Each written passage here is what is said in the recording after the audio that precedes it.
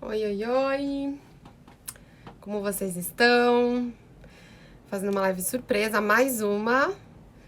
E hoje eu quero falar a respeito de um assunto que eu já abordei nos stories e que eu vou desenvolver um pouquinho mais por aqui, que tem muito a ver com o meu trabalho de consultoria de imagem e estilo, que é a questão da influência nos gostos. Eu fiz uma caixa de perguntas de ontem para hoje, onde eu abordei a questão de, você me conhece por gostar do quê? Por ser fã de quem? E muita gente acertou. Tiveram algumas respostas meio nada a ver que eu não coloquei, mas a maioria acertou, o que significa que eu passo bem a mensagem a respeito daquilo que eu gosto, e as pessoas me conhecem muito bem. Isso é ótimo, isso é positivo. E esse exercício a gente pode fazer até com gente que a gente conhece no dia a dia, não precisa só ser na caixa de perguntas, né? Quando alguém entende quem você é, através dos seus gostos, da forma de se vestir e das suas preferências, isso significa que você tá passando a mensagem correta sobre você mesma, né? Sobre quem você é, quais são os seus posicionamentos, enfim. Isso é muito bom, né? Na verdade, o que não é tão bom é quando a gente não consegue isso. E aí a gente gera dúvidas a respeito de quem somos para os outros, né? As pessoas geralmente ficam confusas quando vão tentar entender do que a gente gosta, quais são os posicionamentos e tudo mais. Isso na questão da imagem é fundamental, né? E aí hoje eu vou pontuar um pouquinho a respeito disso. O que são nossos gostos de fato e o que é nosso gosto através de outra pessoa porque sofremos alguma influência. E até onde isso é ruim, porque tem um lado positivo também, né? O lado positivo é que às vezes você pode descobrir coisas novas num contexto em que você não se imaginava. De repente, uma comida nova, uma música nova, até uma tendência, um vestuário novo.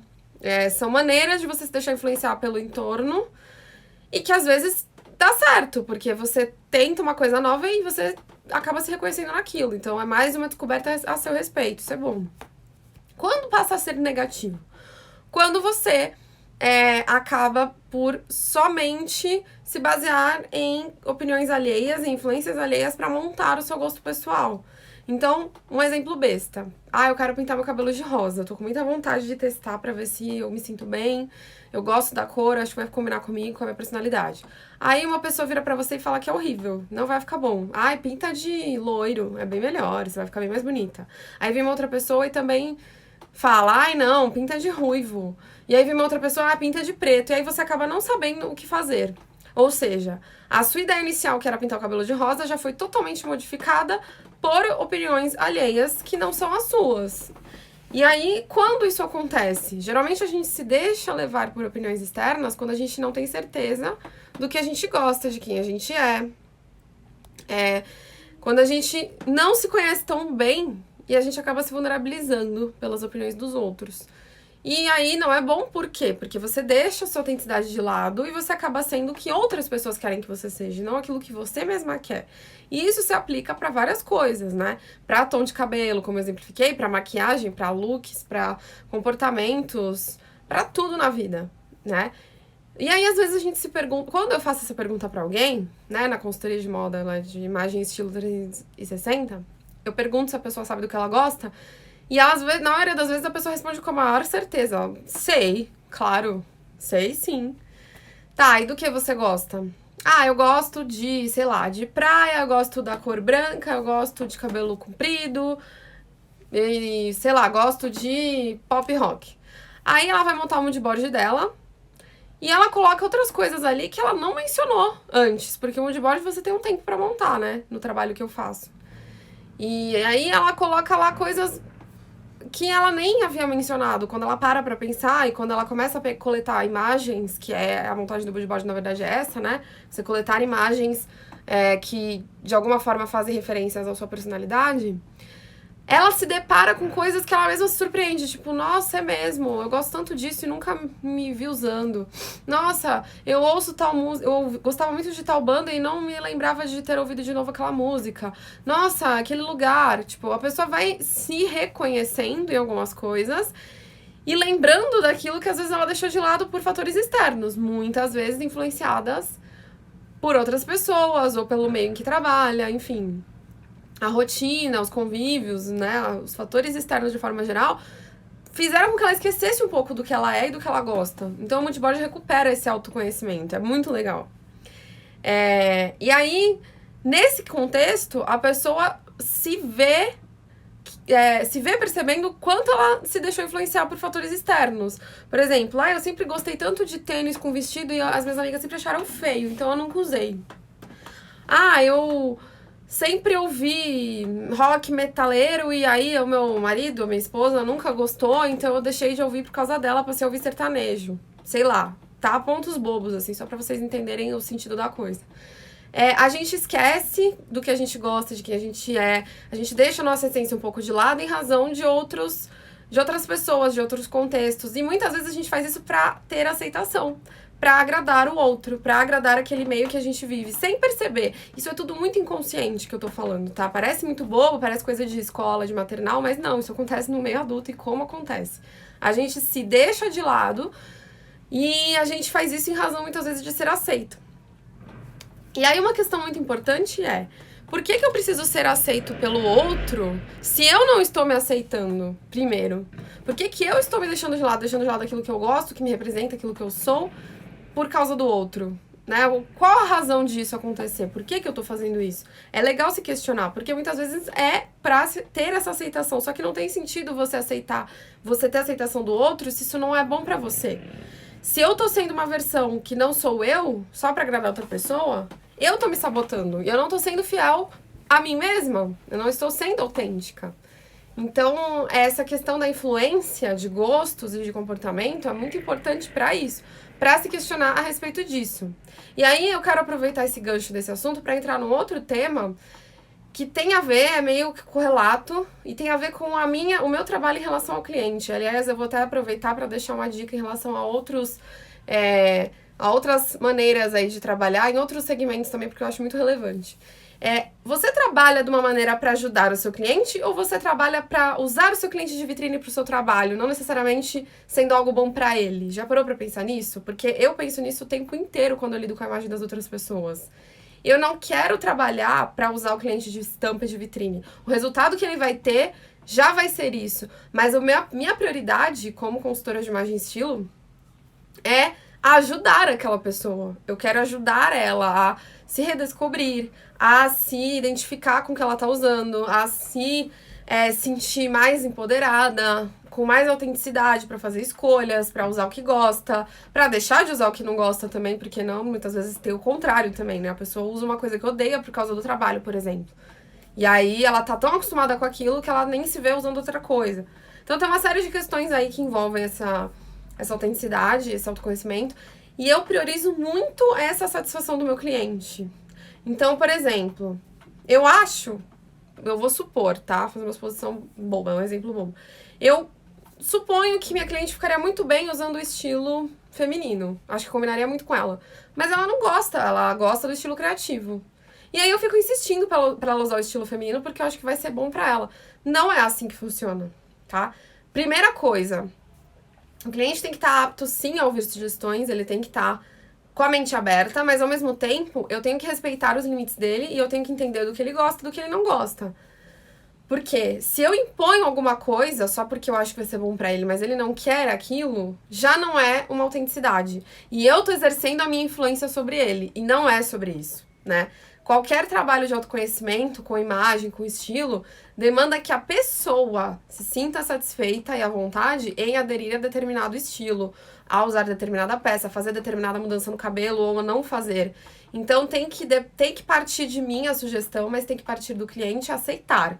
E aceitar aquilo feliz e não contrariado.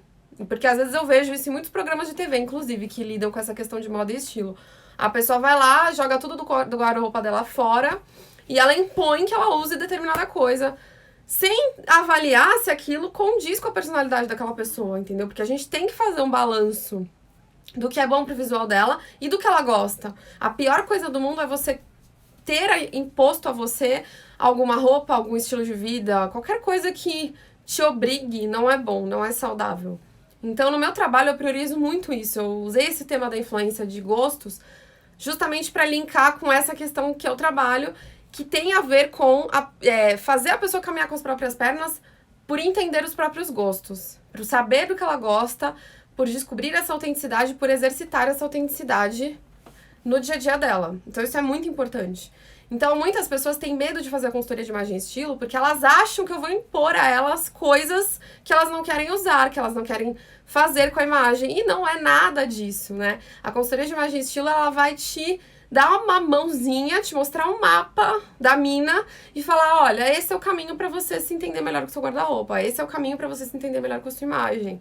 Aí é dessa forma que você vai se descobrir, vai ganhar autenticidade e parar de se sentir insegura pra usar determinada coisa. É sobre isso, entendeu? Tudo que lida com a imagem, lida com a autoestima da pessoa. Então eu não posso impor nada. Eu não seria uma boa profissional se eu impusesse qualquer coisa. Pelo contrário, eu tenho que fazer sugestões, eu tenho que entender a vida daquela pessoa, entender do que ela gosta por ela própria, entender as fraquezas dela, de certa forma, as inseguranças, para poder trabalhar isso e apresentar para ela soluções para isso. Pra ela caminhar com as próprias pernas. Então ela vai começar engatinhando, depois ela vai levantar, aí ela vai cair um pouquinho, aí ela vai levantar de novo e vai andar. Uma hora ela vai andar sozinha. É dessa forma. Tô tentando ser o mais didática possível e espero que eu esteja conseguindo, porque é um assunto e um trabalho extremamente complexos. Mas eu faço questão de esmiuçar porque muita gente ainda não entende como funciona e ainda tem medo e ainda faz ideias totalmente erradas a respeito desse trabalho.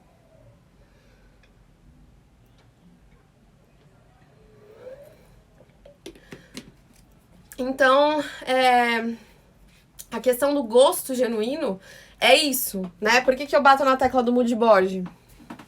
De pessoa fazer o mood board dela? Porque ela vai se ver de frente com os gostos dela. Ela vai se deparar com aquilo que às vezes ela gosta muito e deixou de lado e nem sabe por quê. Ela vai relembrar coisas que ela gosta de fazer, que deixou de fazer, às vezes por causa da pandemia, por exemplo. Já aconteceu em muitos casos, muitas clientes que eu atendi. Ela vai talvez descobrir coisas novas que ela não gostava e passou a gostar, porque também acontece, né? Não significa que mudar de gosto é necessariamente sobre influência de outra pessoa ou de fatores externos. Não necessariamente.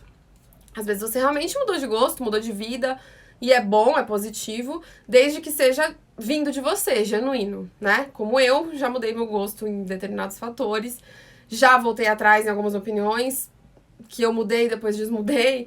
Então, assim, o importante é você se ver de frente com os seus próprios gostos e lidar com eles da melhor forma. Da maneira que seja saudável pra você. Abrir mão, sabe? Ter aquela autoconfiança suficiente de você abrir mão da opinião do outro. Fazer o que você tem vontade, vestir o que você tem vontade, independente se outra pessoa vai olhar e falar, ai, tá ridícula. Não se afetar com isso. Eu tava atendendo uma cliente na semana passada, uma das minhas clientes novas, e ela faz terapia há muitos anos e ela decidiu cuidar da imagem, algo que ela achava fútil. Eu citei isso na última live, né? Eu vou citar de novo porque é um exemplo muito relevante. E uma coisa curiosa que ela veio me contar, um ponto de vista que eu achei curioso, é que ela tava lendo sobre autoestima e ela me afirmou categoricamente que a autoestima era a opinião do outro a nosso respeito. E não é isso autoestima. Pode falar com várias terapeutas aí que com certeza elas vão te dizer outra coisa a respeito disso. O que eu aprendi sobre autoestima conversando com profissionais é que a autoestima é a sua opinião a respeito de si mesma. É o seu ponto de vista a respeito de si mesma.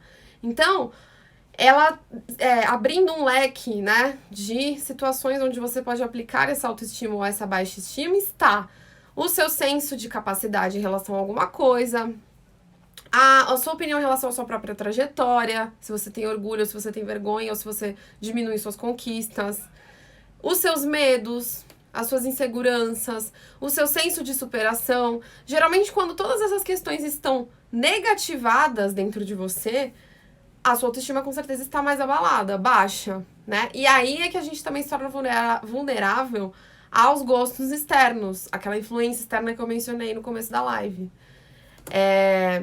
Você acaba se deixando levar pela opinião de outra pessoa quando a sua opinião sobre si mesma não tá muito boa. Então você precisa ouvir algo positivo a seu respeito e vindo de fora.